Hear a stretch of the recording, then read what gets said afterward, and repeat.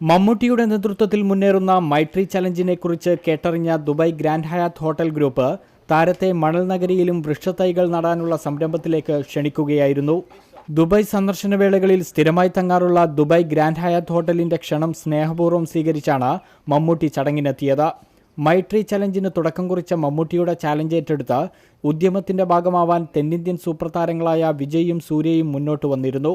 Grand Hayat അധികൃതരുടെ സാന്നിധ്യത്തിൽ ഹോട്ടലിനോട് ചേർന്നുള്ള സ്ഥലത്ത് മമ്മൂട്ടി വൃക്ഷത്തൈ നട്ടു.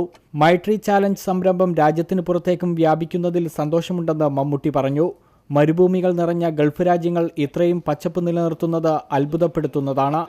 മൈത്രി ചലഞ്ചിന് പിന്തുണയേകിയ ദുബായ് അധികൃതരോട് നന്ദി അറിയിക്കുന്നതായും മമ്മൂട്ടി പറഞ്ഞു. ഞാനിവിടെ വന്നപ്പോൾ ഈ ഹോട്ടലുകാർ came to know about it. അവരെനിക്കൊരു ലെറ്റർ അയച്ചു. ഒരു ഇന്റർനാഷണൽ ലോഞ്ച് ആണെന്ന് വേണമെങ്കിൽ പറയാം. ഇന്ത്യ വിട്ട് ഇന്ത്യക്ക് അപ്പുറത്തേക്ക് ഇപ്പോൾ നമ്മൾ തമിഴ്നാട് വരെ എത്തി. സൂര്യ വെച്ചു, വിജയ് വെച്ചു, അവരുടെ ഫാൻസ് എല്ലാവരും വെച്ചു. ഇപ്പോൾ നമ്മളിപ്പോൾ ഈ നാട്ടിലേക്ക് വന്നു. ഇവിടെയാണ് ശരിക്കും പറഞ്ഞാൽ ഈ മരുഭൂമിയിൽ ഇത്രയും മരങ്ങൾ അവരുണ്ടാക്കിയിട്ടുണ്ട്, ഇത്രയും പച്ചപ്പ് ഉണ്ടാക്കിയിട്ടുണ്ട്. വലിയ അത്ഭുതമാണ്. അവർക്ക് ഇനിയും ഇതിനേക്കാളും വലിയ കാര്യങ്ങൾ സാധിക്കുമെന്ന് തോന്നുന്നു. I think this part of this government of Dubai or this part of the world is manuring and planting a lot of trees, and it has getting more green and green every day. Grand Hyatt hotel group area director John Beveridge അടക്കമുള്ളവരും ചടങ്ങിൽ പങ്കെടുത്തു. UAE പരിസ്ഥിതി മന്ത്രാലയവും സംരംഭത്തിൽ പങ്കാളിയാകുമെന്നാണ് പ്രതീക്ഷയെന്ന് മമ്മൂട്ടി പറഞ്ഞു. കേരളത്തിൽ മികച്ച പിന്തുണയാണ് മൈത്രി ചലഞ്ചിന് ലഭിക്കുന്നത്. സ്കൂൾ വിദ്യാർത്ഥികളും സാംസ്കാരിക പ്രവർത്തകരുമെല്ലാം ഏറ്റെടുത്ത ഉദ്യമം പ്രകൃതിയുടെ സംരക്ഷണത്തിന് മുതൽക്കൂട്ടാവുമെന്നും മമ്മൂട്ടി വ്യക്തമാക്കി.